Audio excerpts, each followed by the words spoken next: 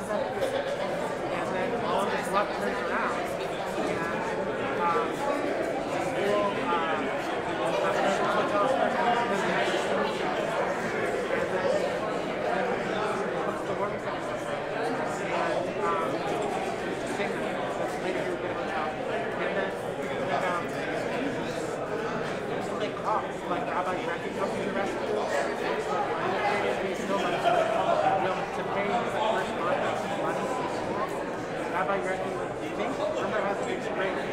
promised no one. It's Friday night. I don't even know how. And then the next day he's walking around campus Saturday. And someone sees him and remembers that he like submitted a video from like Instagram where he knows how to drum. And he gets a bonus scholarship. That's what he's saying. Good evening, everyone. Council will please come to order.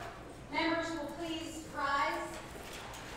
And before we begin our prayer this evening, if we could take a moment of silence to remember the life and legacy of President Jimmy Carter, and also let's remember and pray for our families and friends out in California.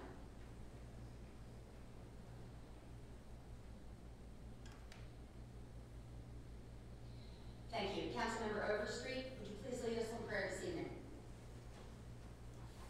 Heavenly Father, we do just thank you for just another opportunity to come together, Father God, and thank you for allowing us to make it through 2024, Heavenly Father. We pray that you just help us to thrive in 2025.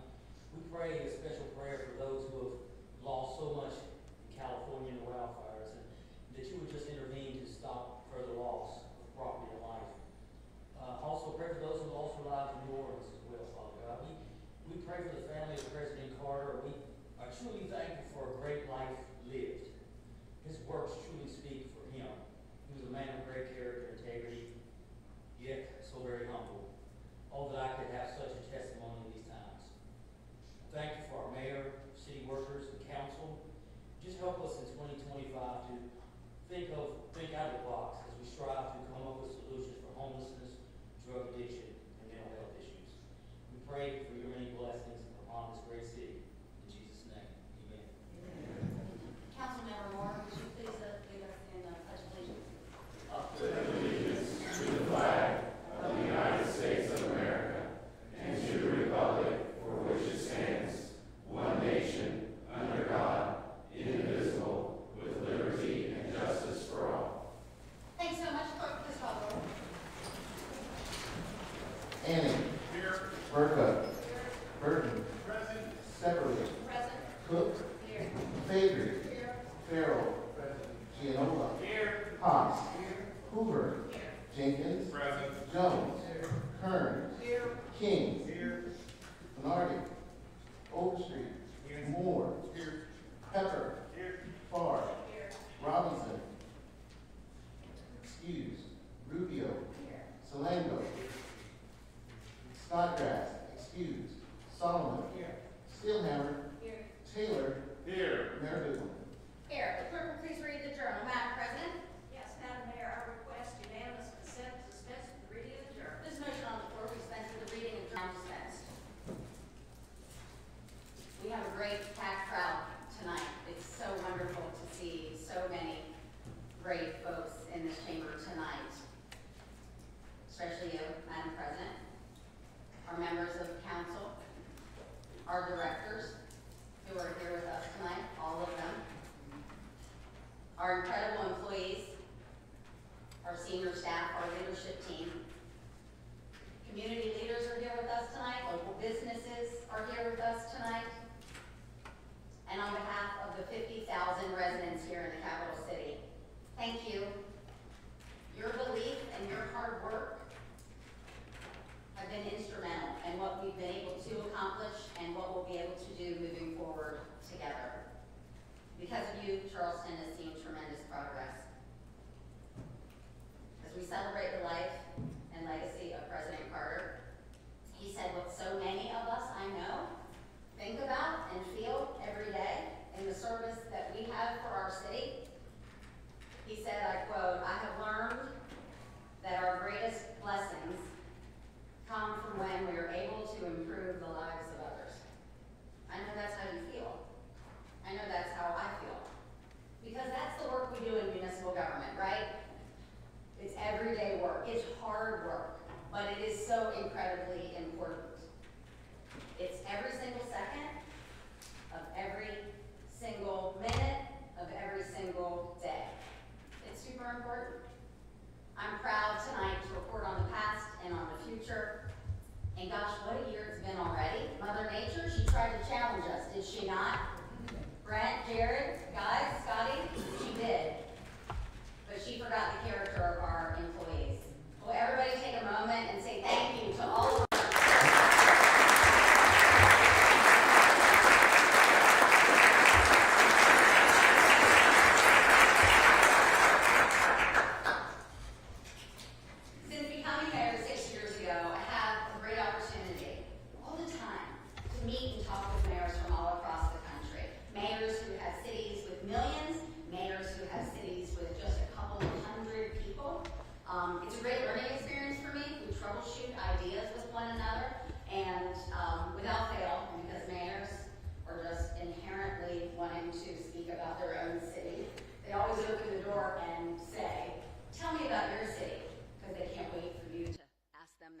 question. No, tell me about your city.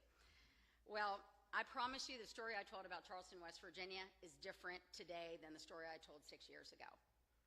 6 years ago, I said there are about 600 structures that need taken down. It's a place with a downtown that has seen way invest in our riverfront, our recreation. It was a city that needed to save for a rainy day, to build up that rainy day fund, to pay our police, our fire, and our employees better, and also to upgrade infrastructure. We have tackled so many of these challenges together. But I also believe when you hold a seat, as many of you do, our obligation every single day is to push the limits, is to do more, and to take on initiatives and projects. If we weren't here, they would not get done. In 6 years, we have secured $60 million of federal funding. 6 years. And yes, it is because of Senator Joe Manchin and Senator Shelley Moore Capito and our relationship with them, but also it is because of their love and their passion to see every single city in the Mountain State thrive. We're transforming our riverfront. We're finally going to be a river city that uses our river. James Yost and GAI, some of their team members are here tonight. James and GAI, will you stand up and let us thank you for the work that you're helping us do on the riverfront?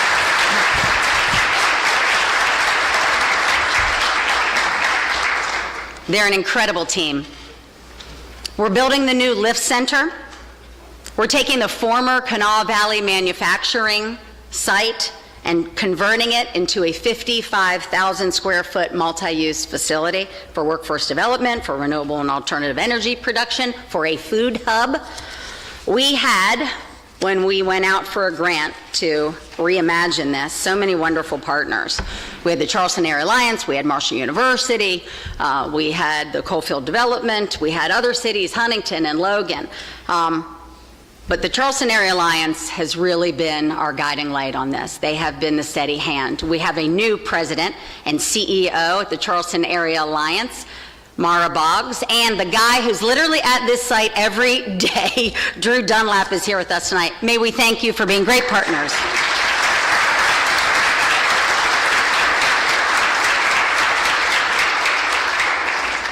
Every day we make progress on our sports facility. Oh, by the way, sports tourism, as now, it's grown again this year. It's a $52 billion industry.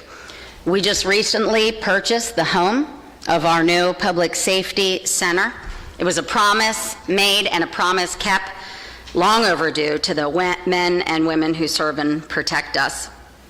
We're also renovating and rebuilding our firehouses, our community centers, and we continue to invest in our equipment and our technology so we can keep offering top quality city services. We have so many first responders in the back of the room, in the front of the room, and in the audience. If you have served or are serving as a first responder, please let us thank you for your service.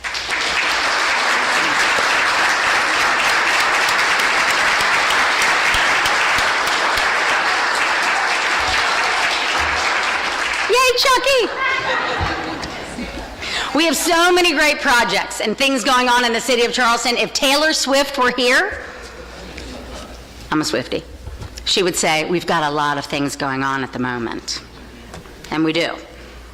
We work every day to make sure that this city is a place where industries and companies want to invest. We're welcoming TC Energy, just a hop, skip, jump down the road. They're gonna keep, which is just as important, 450 employees in the city of Charleston. They're building a $60 million facility downtown. Over the past 2 years, WVU Medicine, Thomas Hospital, and CAMC have invested millions into their facilities and their people. The University of Charleston and West Virginia State University have expanded their footprint, both downtown Charleston. Why? Because they want to keep and attract students, but most important, they want them to be engaged and involved in what we're doing in the city of Charleston. This is their city. We took the national spotlight this year, and we're going to for 4 more years as we host the USA Cycling Pro Road National Championships. I see the cowbells y'all are dinging. Besides a lot of cowbells and a lot of noise, I'm looking at you two in the front. We brought in 435 athletes from 46 different states, and for our hotels and restaurants and bars, we brought in $44.6 million for them. That's big. We also brought back, again after 30 years, the state football championship. We also brought back cheering, and we continue to call volleyball, basketball, baseball, and track signature Charleston events. We are a sports destination. Tim Brady and the CVB has done amazing work. I don't see him here tonight, but still, let's give him a shout out for all they do. They're probably working.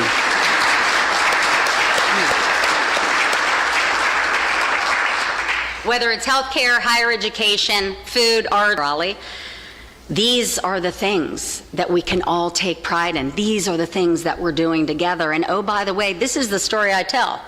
When I get to my turn to talk about the city, this is the story, and these are the things that I say when they say, tell me about Charleston, West Virginia. But what do we need to do this year and moving forward? Well, we need to continue to invest, and you're going to hear a lot of that tonight. We're going to increase and add more value to the quality of life for our residents, and most important, in their neighborhoods that we are growing. Since 2019, I mentioned it a little bit earlier, we've torn down 625 structures. I hate it, but necessary. That work is critical. But to grow population, we need housing, and we need more housing. In 2023, in the state of the city, I stood up here and I said, in 4 years, we're going to have 25 single-family homes. We're going to do it in half the time. In half the time, we're going to have that accomplished. Developers are building homes on the west side in Kanawha City, downtown, Oak Ridge. The new construction incentive program that we began, and we leveraged $1.1 million of ARPA fund. We put it into that system, and now we see back more than $4 million of great investment. It works. So we need to continue to do what works.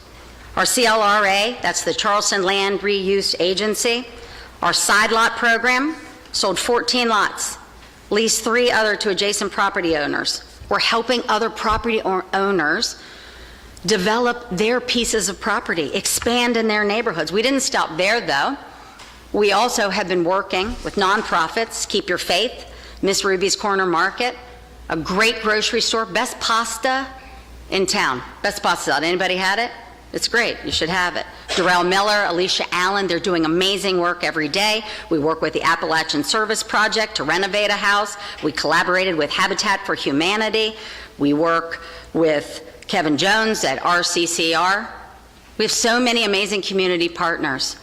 Kevin, Andy, I didn't see Andy when I came in. Are you here? There's Andy. Please stand up. Let us thank you. Kevin, Andy.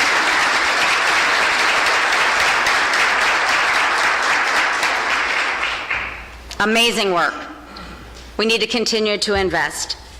I'm going to ask for $600,000 of unassigned fund balance monies to go back into the CLRA for the next 2 years so we can continue to invest and do good.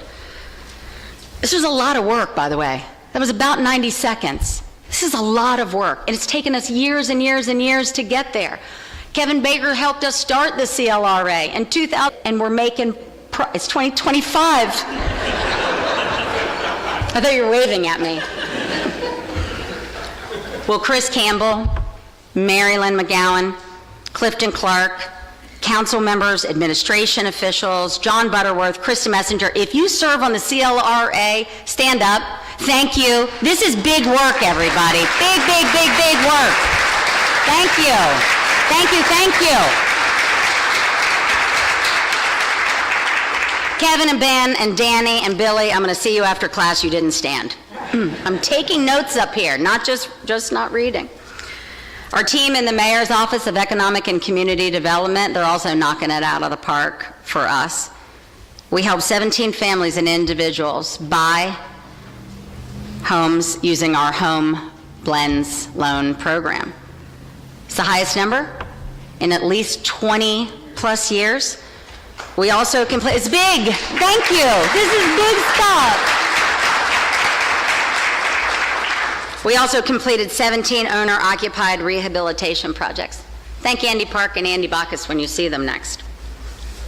Through all this hard work, we are seeing and work with developers more. We want people here, they have to have a place to live, and we're going to continue to invest. But just as good as affordable housing is, and certainly necessary to a community, our parks are just as important. You know they are. For many of our families, parks are their only place for their kids to play. Some don't have backyards to play. This is it. For others, it's a place where kids can learn, find, and be a good friend. This past year, we celebrated the opening of the Herbert and Gloria Jones Woodland Trails in South Hills. If you haven't been, you need to go. It's absolutely gorgeous. A great new, beautiful place for our families to connect. We also built a multi-purpose field, the North Charleston Community Rec Center. It was so fun to watch the kids, right, Councilmember Moore, dash onto the field on their first day. And we fully renovated Riverview Park in October on Wirtz Avenue. Please tell me Jim Harris is here somewhere. Is Jim Harris here? I gotta say this, there are a lot of people that help with their project, especially Park and Recs, but nobody in this community put more effort and love into it than Jim Harris. Text him and call him when you get home tonight and say thank you to Jim Harris for helping us build and make this beautiful, beautiful park happen for our community. We're going to continue, though, to do this. Invest is a word I keep saying tonight. That includes helping out the folks beside Danner Meadow in Fort Hill. Danner Meadow has hundreds of kiddos and families there every single week. We're going to upgrade the parking room for our kids to wash their hands and use while they're there for hours. Doing what? Playing. That's what we want in our community. Listen, we know what works. It may have taken us a while, but we know what works and we know what good investment looks like. We saw it at City Center, at Slack Plaza. It absolutely was the spark to renovate downtown Charleston and revitalize our downtown area. Certainly our success was in large part because of the investment that we made in the infrastructure, right? A live wall and splash pads and new swings and grass, that helped significantly. But as important as that was the programming that went along with that. And that means working with great community partners like Arts Amplified. Brian Cooper and his team at Arts Amplified helped us so very much with so many great concerts and events that we had. I'm going to be asking council to do that as well, to reinvest in good programming, not just parks, but the programming that works in those parks. Our investment at the Coliseum and Convention Center has certainly seen a great significant return on investment for us. It's 2024, last year, was a great year. 400 plus events, 300,000, that's a lot. Thank you, Andrew, thank you, Patrick, and the entire team at the Coliseum and Convention Center. We see you working nights and weekends and holidays, and we appreciate it. But because of our new success and what we're doing, we need to invest, as we just talked about in finance, in the infrastructure to keep doing what we're doing over there. And that means new seats. It's the area of the Coliseum and Convention Center we use the most. It needs to be renovated. It wasn't in the big design. But we also need to invest and renovate the parking garages at the Coliseum and Convention Center. And oh, by the way, we also need to invest in our parking garages throughout the entire city to keep up with, fortunately, the new businesses and homeowners that are moving in downtown. Fortunately for us, in our parking fund, we have the money to do it. We have an outstanding director who could not be with us tonight. She is where she's supposed to be with her husband and with her family, and we have a strategic plan to make it work. And we're coming to council to ask for that as well. We need to do it, absolutely. But you know, we talked about it earlier today, and just as important as all of these infrastructure projects are, when we think of big projects we need to focus on in the future, the municipal auditorium is top of mind and tip of tongue. I'm going to ask council for $1 million out of our next unassigned fund balance to put into a fund, just as I asked with our public safety center. And you said yes. And you said yes, why? We have to plan. We have to be ready. And when the facilities assessment, when the structural assessment comes back to us, when we have these funds ready to go, we'll be ready to act. Because we need to be able to figure out immediately what are the next steps we need to take with the municipal auditorium, what it can be, and most important, what it should be. In 2017, I started going door to door. I went door to door with many of you in this room when I decided I think I might run around for mayor. I said, well, I'm going to go door to door and see. What do people want? What is it? I walked to thousands and thousands of doors. I still do to this day. I loved it. I loved it so much when I would be in a bad mood, my husband would say to me gently, go do door to door, because he knew he put me in a good mood. I loved it. But when you go door to door, and many of you have been door to door with me and with others, you actually know what's going on. Not only just with our residents, but when you're walking each and every neighborhood, you see the sidewalks that's cracked, you see the light that's out, you see the paint that's chipping away. You know what's going on in every inch of that neighborhood. When I became mayor in 2019, we started it up again. We said we're going to do it. I called it Charleston Walks. I know, not very creative, clever. But we went door to door. But then when we had COVID, we changed it, Tina. We called it Charleston Connects. And every week I would get on the line with Jane and Renee and others in our office, and we would physically call hundreds of people on the phone every single week. And even if it was just a, how are you? What's going on? Tell me what's happening. We would still find out great stuff. We started our Here to Serve program. Many of you have been. It's something that we do. We take every single director on the road in every part of the city, and we make ourselves available. And sometimes, and you see all the directors sitting, sometimes directors, there's more of us than there are. We work for you. So it doesn't matter if we are all there and 5 of you show up. We are going to answer every single question that you have, because there's somebody in this room that knows the answer. And so it has great value. We also established a citizen request management system. We call it Q Alert. Since we brought that on when I became mayor, we have fielded and addressed 55,000 inquiries. It's important to know. I wanted to know, what are people calling about? What are their concerns? You should want to know that too. Because if we know, these are the areas that we're going to invest. Programs, technology certainly have really helped us a lot. But there's no substitute for doing door to door. And so, talking with many directors, and especially our chief of police, I'm expanding the walks program. It's not just going to be me anymore. It's going to be directors, it's going to be our fire department, our police department, and we are going to go in your neighborhoods together, door to door. Because when I was writing this and I was thinking, I know, and I bet you, if you're sitting at home or in this room, you know the person's name who delivers your mail. Do you? I bet you do. Do you know the person who's patrolling your neighborhood? I bet you don't, but you should, and you will, because we're going to be there. Chief Dempsey wanted to go last week. I'm like, no, we're doing it in the State of the City. Don't say anything. We're going next week. Get your snow boots on. We're going next week.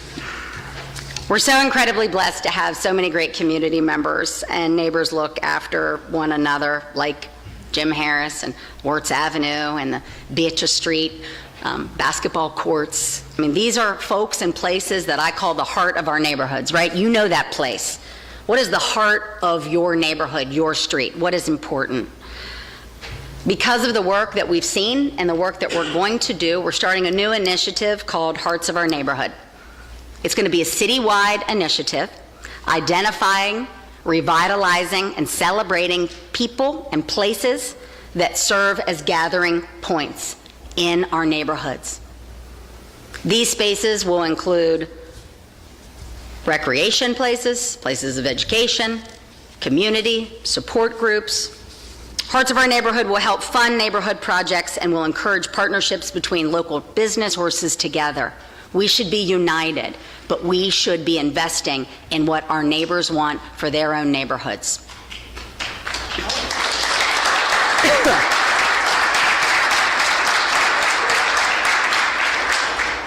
But you know, just as the important connections we make with our residents and there's Jim Harris. Jim Harris!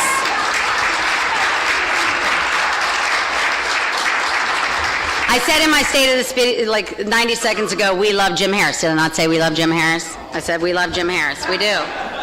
We love Jim Harris. But just as important are the connections we make in our neighborhoods.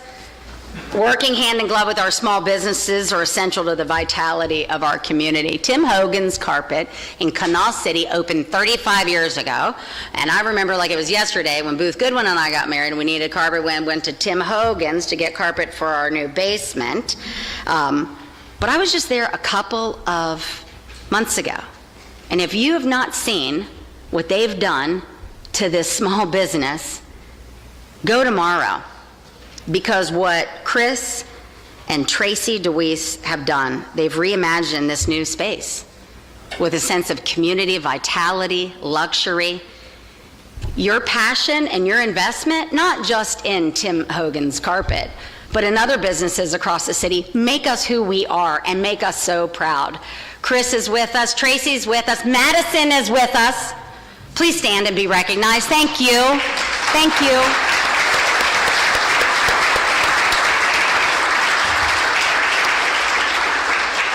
Even Madison's boyfriend came tonight. Hi.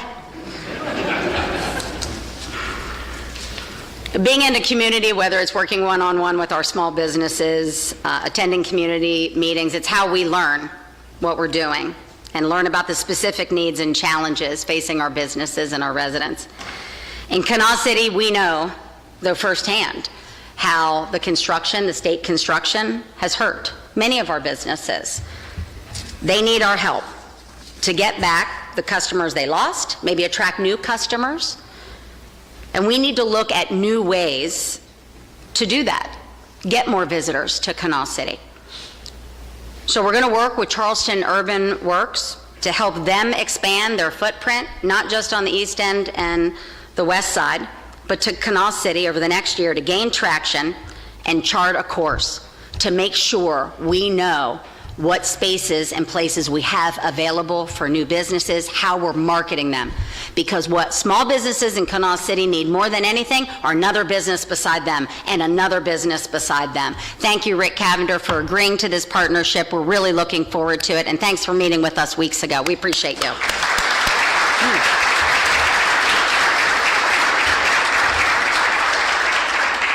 Okay, don't be mad. So when I was drafting this speech, I got to this point and this was my end, but then I added.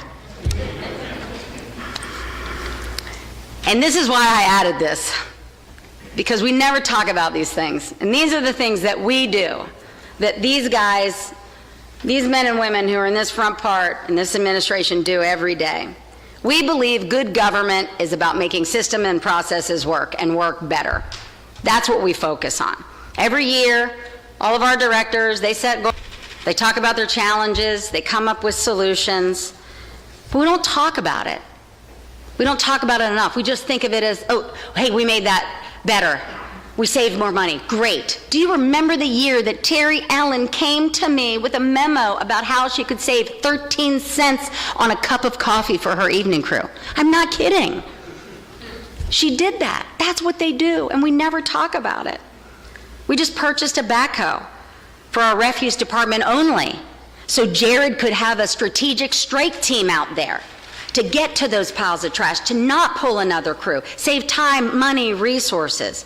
We began an in-house CDL training. That's big stuff. We never talk about it.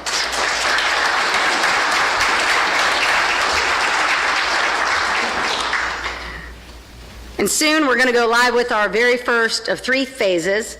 And I said in my media briefing earlier that reporters never ask us about things like that. And then Ashley from the Gazette said, I'm interested in this new system you're doing. I said, excellent.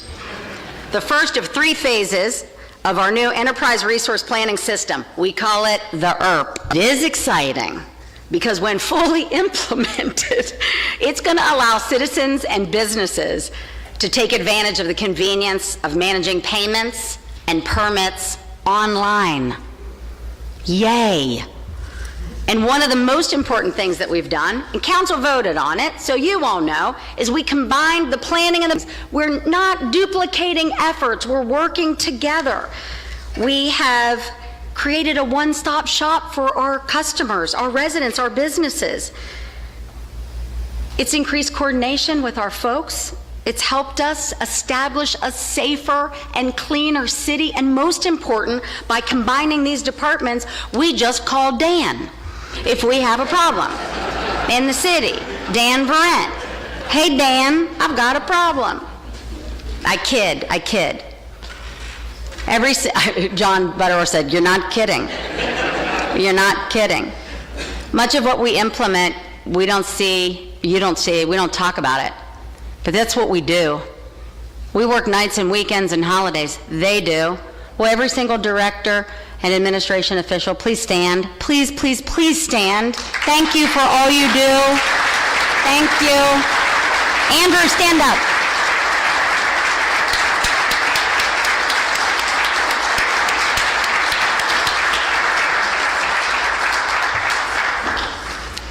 Charleston's story is still evolving, and I bet you the story will change, and what we talk about in Charleston will change. But our focus is always going to be on the future. And I hope that our children, your children, my children, our grandchildren, when they answer the question, tell me about Charleston, West Virginia, I hope that my kids say it is a place that gives them joy, where they found something or someone special that they get excited about. That's the story that I hope people tell about us in the future. A place where we have created a great life, to be a small, small part over the past 6 years of this story, and I'm looking forward to the next. Thanks, everybody.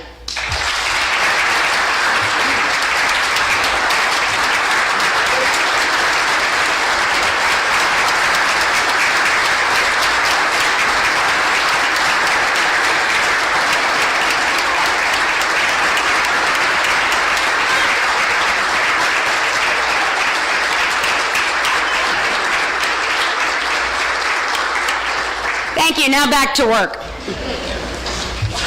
And what a great night it's going to be.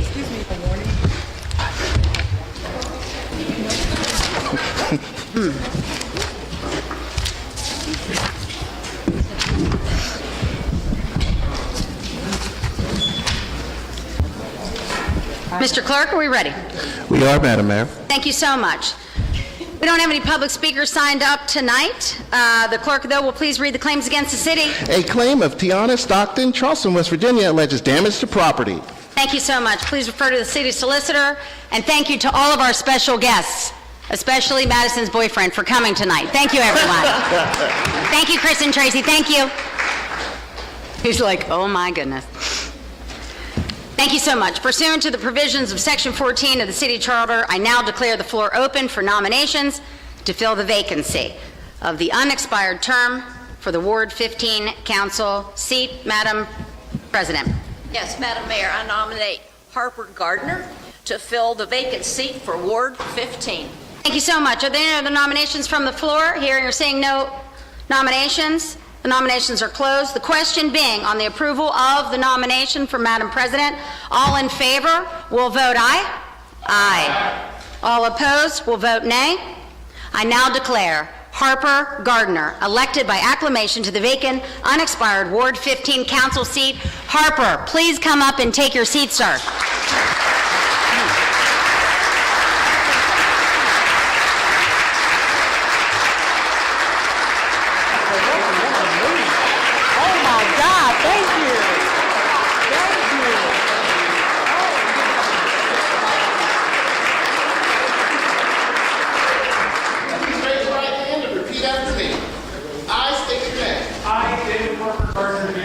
Who has been duly appointed to the office of City Councilman of the City of Charleston, West Virginia.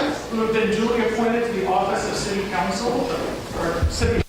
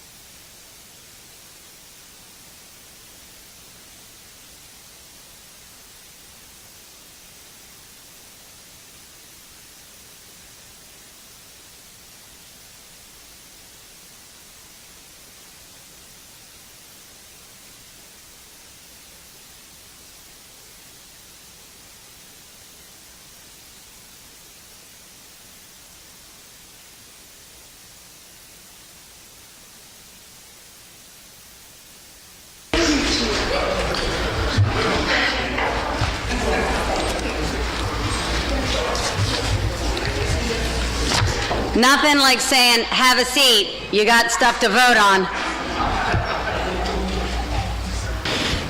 I will just say very quickly that I know I've spoken to Sam Minardi, and he will be back at a later time. He could not make this meeting, but it is very important that he come back.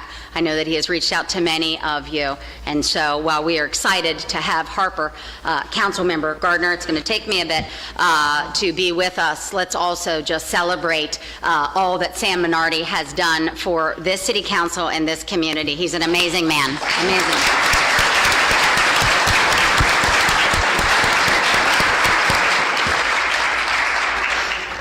I don't want people to think we threw Harper to the wolves. We actually met with him and said, if you have questions about what's on the agenda, let us know.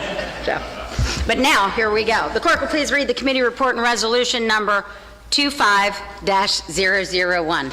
Resolution number 25-001, authorizing the mayor or city manager to purchase a Ford Expedition SUV for the care office from Matheny Ford in the amount of $59,872 pursuant to a competitively sourced state contract, and reports the same to council with the recommendation the committee report be adopted.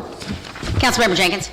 Thank you, Madam Mayor. This purchase had been budgeted and funded through grants, and your Finance Committee recommends its approval.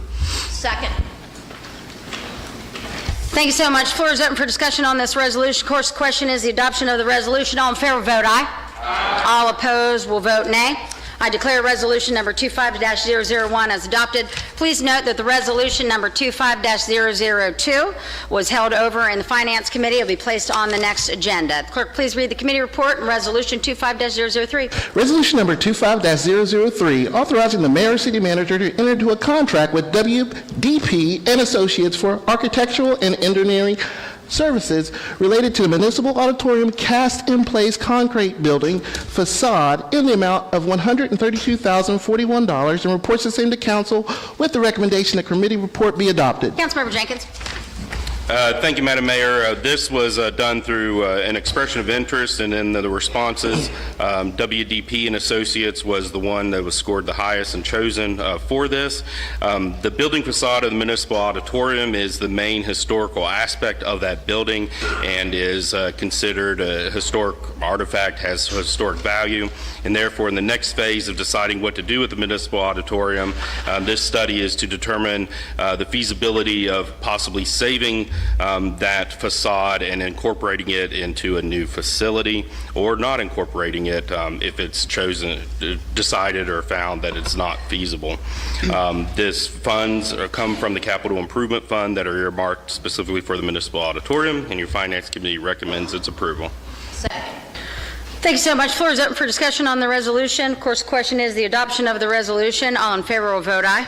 Aye. All opposed, nay. Declare Resolution 25-003 is adopted. Clerk will now please read the committee report on Resolution number 25-004. Resolution number 25-004, authorizing the mayor or city manager to enter into a contract with Irwin Seating Company for the design, purchase, and installation of new seating at the Charleston Coliseum in the amount not to exceed $5,443,625.58, where the price was determined through a competitive bidding process, and reports the same to council with the recommendation the committee report be adopted. Councilmember Jenkins. Thank you, Madam Mayor. Unfortunately, when the Coliseum Convention Center and Coliseum was remodeled several years ago, the seating in the main Coliseum area was not replaced. It is now at that point to where it needs to be replaced. There are funds sitting around that have been earmarked and are for the Coliseum and Convention Center, and therefore it is determined that this is an appropriate use of those funds. They are TIF funds and sales and use tax funds that were prior to the bonding, plus as well as the next resolution from unassigned funds. And the board and as well as City Council have approved this, or as well as Finance Committee have approved this and recommends it. City Council approve it as well. Second. Thank you so much. Floor is open for discussion on this resolution. Question is the adoption. All in favor, vote aye. Aye. All opposed, nay. I declare Resolution 25-004 adopted. Clerk will now please read the committee report and Resolution 25-005. Resolution number 25-005, authorizing approval of amended number 4 of the fiscal year 2024-2025 general fund budget as indicated on the attached list of accounts, and reports the same to council with the recommendation the committee report be adopted. Councilmember Jenkins. Thank you, Madam Mayor. This moves $850,000 from the unassigned fund to the CCCC Capital Projects Fund for the purchase of the new seating, and therefore your Finance Committee recommends its approval. Floor is open for discussion on the resolution. Question is its adoption. The clerk will please call the roll. Annie. Yes. Burka. Yes. Burton. Aye. Sepperly. Aye. Cook. Yes. Faegre. Farrell. Yes. Gardner. Aye. Gianola. Yes. Haas. Yes. Hoover. Yes. Jenkins. Aye. Jones. Yes. Kearns. Yes. King. Aye. Moore. Yes. Overstreet. Yes. Pepper. Aye. Farr. Aye. Robinson. Rubio. Yes. Salango. Yes. Snodgrass. Steelhammer. Yes. Taylor. Yes. Mayor Goodwin. Aye. Ayes being a majority, I declare Resolution 25-005 adopted. The clerk will now please read the report of officers. Municipal Court report to City Council month ending December 2024. Report of the City of Charleston payroll variance analysis December 2024. Received and filed. Thank you. Clerk will now please read the new bills. Introduced by Council Member Michael Farrell, January 6, 2025. Bill number 8049, a bill closing, abandoning, and discontinuing as a public right-of-way an alley across from Block 21 of the J.B. Walker addition. Please refer to Municipal Planning Commission, Planning, Streets and Traffic, and Finance, please. Any other announcements? I'm not going to speak anymore tonight. Any other announcements before we close up council? I see a hand of Councilmember Taylor, sir. Thank you, Madam Mayor. Just as to be brief, we're recognizing people that serve the City of Charleston.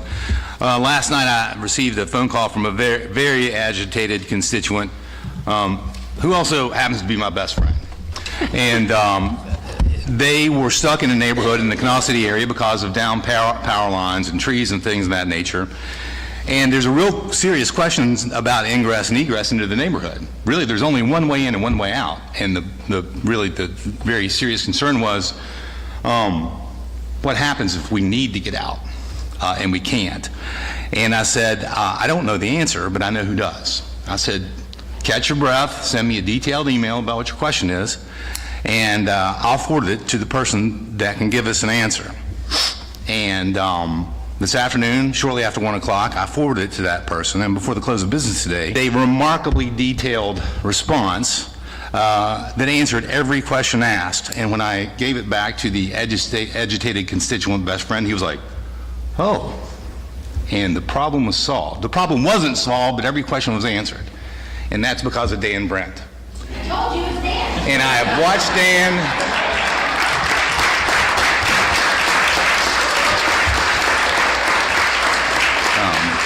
I have had the good fortune of watching Dan work for years now. He is remarkable, and he is kind, and he is patient, and he is efficient, and he is effective. Thank you, Dan. He is remarkable, kind, and patient. I said I wasn't going to speak, but I never get to say this because I never get to see him except until both of us get home. Hi, honey. Thanks for coming. It's good to see my husband. Hi. That's all I want to say. Thank you. Councilmember Gianola. Most people know I normally don't chime in at the end, but I just want to echo those sentiments. Dan is a true asset to the city. He's great to work with. He is incredibly knowledgeable. He is totally dedicated, and I just want to echo all those sentiments. He's a true pleasure to work with. Thank you so much, Dan. Dan for president.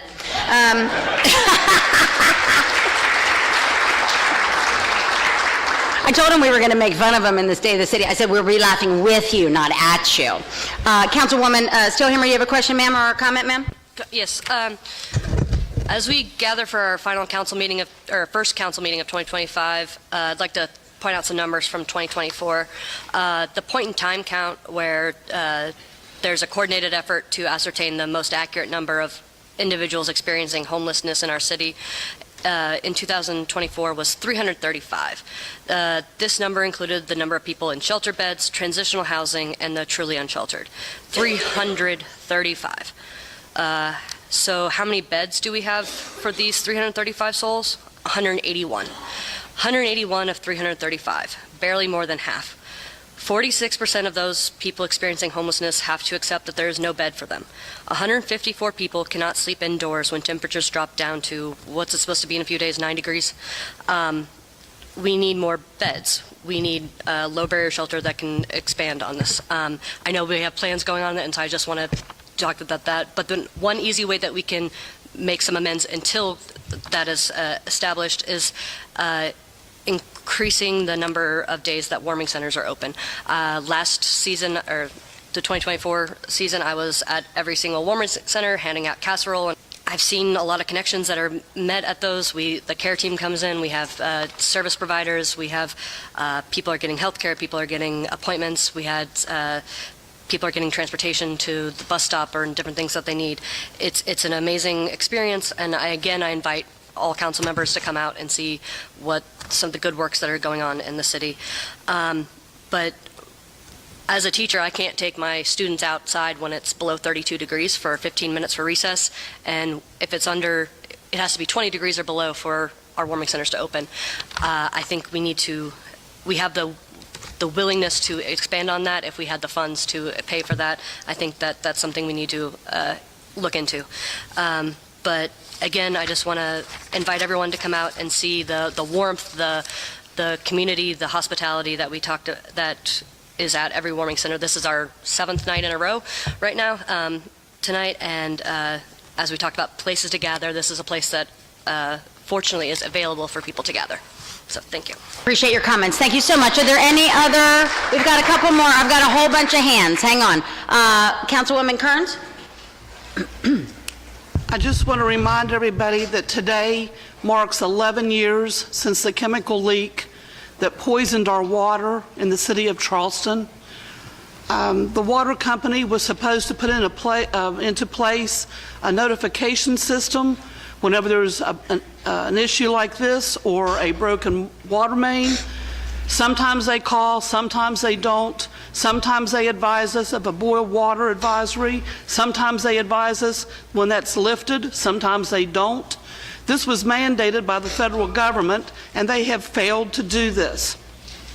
Then let's leap forward to the disaster that we had on the west side of Charleston, where the water line broke and flooded the gas lines, disrupting the service and impacting all the residences that had gas lines on the city on the west side of Charleston.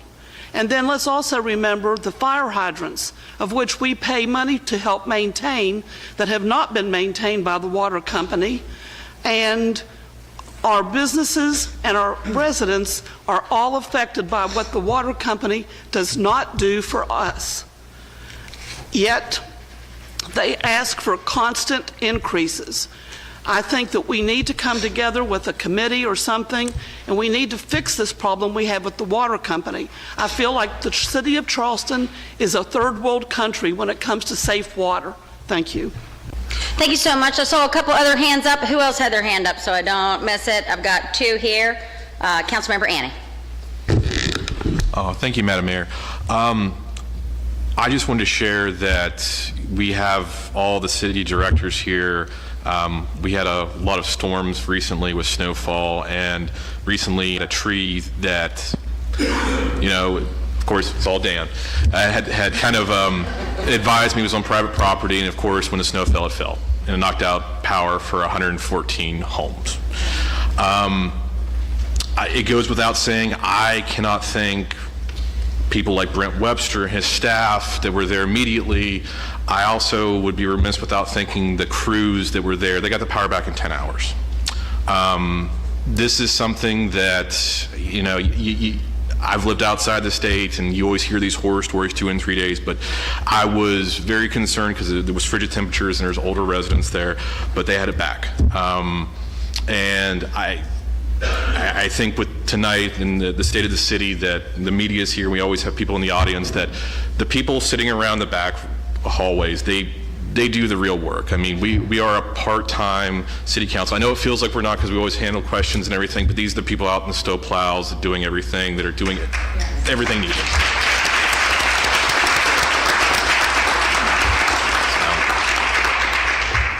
I just want to thank all of them one more time, and I know this is I'm beating a dead horse. We need to pay them more money as soon as we can. Thank you. Yes. Thank you so much. I was going to give Councilmember Gardner the luxury of closing out, being the last speaker of his very first meeting. So, Councilwoman Faegre, you go next, ma'am. Earlier, it was phenomenal. I was going to bring up the fire hydrant, and can't thank you enough, Chief Sutton, for all that you did to work with the West Virginia Water Company to try to particularly get the fire hydrant problem taken care of on the west side. The other thing that I want to mention, and he's just very close to my heart, as several in this room are, but Jared Lanham, I don't know what I would do with him, because I can tell you right now, he makes me look good with the constituents of Ward 5, and I mean it from the bottom of my heart. It doesn't matter what time of day, night, morning it is. He's there, and if he doesn't have the answer, he finds it. I do want to share with my colleagues here, talking about a community member that goes above and beyond, and I'm sure he's not listening or watching this evening, but if you see him, please make sure that you let him know that I mentioned him tonight, is Rodney Loftus II. Last night at about 9 o'clock, I was surfing Facebook, and my granddaughters call me a creeper. But anyway, there was a woman that lived on Wilson Road that was in need of getting her child's medicine. And she was closer to Route 21 than she was Woodward Drive. And if you're familiar with Kasdorf Lane, you'll know what I'm talking about. And so I was going to send my husband to get the medicine. So I messaged Rodney and asked him if his office was open so my husband could drop the medication off, so the young mother could walk to his office and get it. I get a message from Rodney Loftus at 9:45 p.m. last night. He was in his bulldozer going to clear off Wilson Road for not only this young mother, but the other residents of Wilson Road. And the mother sent me a picture of him in his bulldozer at 10:15 clearing off Wilson Road. So that's just one of the things that I know Rodney Loftus II does, even though he tears down every building, every house that we need. But this was something that he did not have to do. So please, if you see him, make sure you thank him for the things that he does that we do not see. Thank you.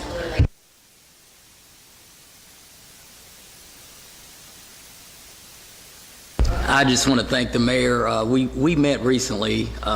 She's always open to meet with me as well as most of you, and I expressed to her how she was much more open than maybe previously in past administrations. I don't want to say anything, but we met in a room where I had some past bad experience, I think, as a chief.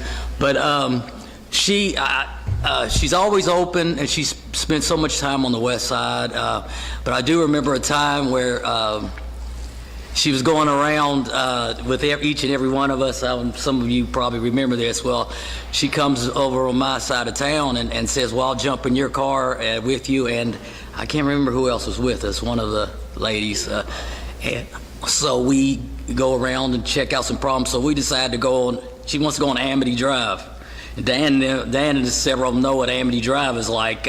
It's falling off the side of the hill, needless to say, at that time. So we go up there, and by the time we're done, I'm thinking I might be her husband because she's in my lap. But I say that to say she was still willing to. We rode the rest of the way down, met some folks, and she's been available since that. To meet with me, and we also met with one of the ladies who's on the Charleston land reuse, and we actually even discussed some things about homelessness. I just appreciate your openness, and I appreciate Dan as well. I've told Dan a couple of stories that I've had about Dan where he'll take care of a problem, but then this one lady in particular, by the time she was done, I said, "Are you sure that's Dan Barrett?" She was saying some pretty choice words about Dan. Ducky, this is a family show. There are cameras. We're recording. Of course, Dan kind of explained to me who she was. Well, then when I took care of her problem, which I had to get the PD involved, and then the people were mad at her, then she called me the same name she was calling Dan, so I understand the problems. But when you take care of problems, sometimes people don't appreciate it. So I do thank you, Mayor, and I thank you guys. Dan. Thank you so much. That's right, yes. Thank you so much. I appreciate you giving that report out so my mother could hear it on the live stream tonight. I don't see any other hands up before we close out council. Councilmember Gardner. Hey, I'll keep this really brief. I also want to express my appreciation for Dan. I spent 2 years on the Board of Zoning Appeals, and I've really enjoyed that process, so thank you. My message tonight is just one quick gratitude. One, first to Sam Minardi, who was an amazing councilman. He was my councilman for a lot of years. He got Observatory Road rebuilt. I made one phone call to him, and we had city engineers the next day. So a really huge thank you to him and his amazing service. I understand how big the shoes are to fill, and I want to thank you, Madam Mayor, and this body for trusting me to attempt to fill those shoes. I can't wait to get down to the business of the city with you guys and hit the ground running. So thank you, guys.